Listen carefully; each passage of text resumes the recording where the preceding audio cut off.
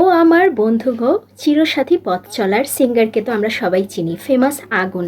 সে আগুনকে নিয়ে রিসেন্ট একটা গল্প বের হয়েছে বাস্তব জীবনে। এটা হয়তো 2003 কিংবা 4-এর ঘটনা।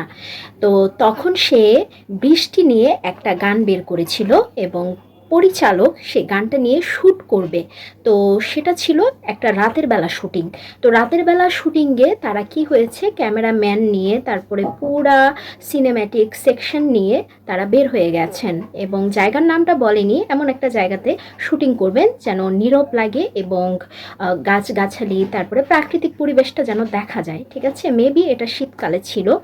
তো এক কথায় দুই কথায় ওই লোকেশনে যাওয়ার পরে পরিচালকের সাথে আগুনের একটা কনভারসেশন হচ্ছিল। সেই কনভারসেশনে গিয়ে আগুন একসময় বলে উঠল পরিচালককে যে, ভাই দেখবেন যে আজকে বা এখন আমি যদি শীষ বাজাই তাহলে কুকুর আসবে। এখন পরিচালক বললেন, তাই নাকি, তাহলে হয়ে যাক, দেখাও। আগুন কি করলেন, তার গানের সুরের একটা বাঁশি বাজালেন শীষ। সেই বাঁশির সুরে কুকুর আসলো, একটা আসলো, দুইটা আসলো, তিনটা আসলো। পরিচালক অবাক হয়ে গেলেন, পুরা প্রোডাকশনের সেক্টরটাই অবাক হয়ে গেলেন। মানে বলল, বাহ কি সুন্দর, সে বাঁশি বাজাচ্ছে আর কুকুরগুলো এসে পড়ছে। কিছুক্ষণের মধ্যে পুরা জায়গাটাতে কুকুর ভরে গেছে এবং আনবিলিভেবল, বাট এটা সত্য যে ওখানে বলে 200টার মতো কুকুর ছিল বা 200টার উপরে কুকুর ছিল, যারা আগুনের কথাতে ইশারা করছিল।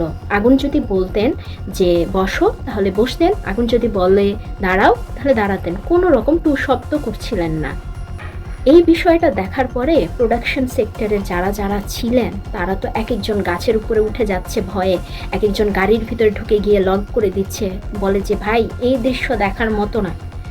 তারপরে পরিচালক সিচুয়েশনটা হ্যান্ডেল করে কোনোভাবে ওই প্রোডাকশন সেক্টরকে সবাইকে বললেন যে তোমরা আসো, এই যে শুটিংটা হচ্ছে এই শুটিংটা রাখাটা জরুরি, এই সিনটা রাখাটা জরুরি। এটা কিন্তু মানে একদম আনবিলিভেবল এবং রিয়েলিস্টিক একটা সিকোয়েন্স, এটা গানে রাখা যেতে পারে। তো তারা শুটিংটা করলো, কিন্তু কোনো একটা কারণে এটা আনসেন্সার্ড করে দিয়েছে, এটা গ্রহণযোগ্য হয়নি। বলেছে এই জিনিসটা যদি গানের ভিতরে যায় তাহলে মানুষ আগুনকে তান্ত্রিক পর্যায়ে নিয়ে যাবে, মানুষ ভাববে সে অনেক কিছু পারে। আসলে মূলত বিষয়টা হয়েছে যে আগুন বলে প্রতি রাতে কুকুরদেরকে খাবার দেয় এবং পরিচর্যা করতো, কারো যদি ট্রিটমেন্ট লাগতো সেটাও করতো। কিন্তু তাই বলে কি একটা অপরিচিত জায়গায় 200টা কুকুর কোত্থেকে না কোত্থেকে এসে পড়লো, এটাকে কি স্বাভাবিক ধরা যায়? এই বিষয়টা আমার কাছে খুবই আশ্চর্যজনক লেগেছে এবং মনে হচ্ছে যে আসলেই অনেক রহস্য আছে এই পৃথিবীতে যা অজানা, যা শুধু মানুষের মনের গভীরে এবং মস্তিষ্কে থেকে যায়।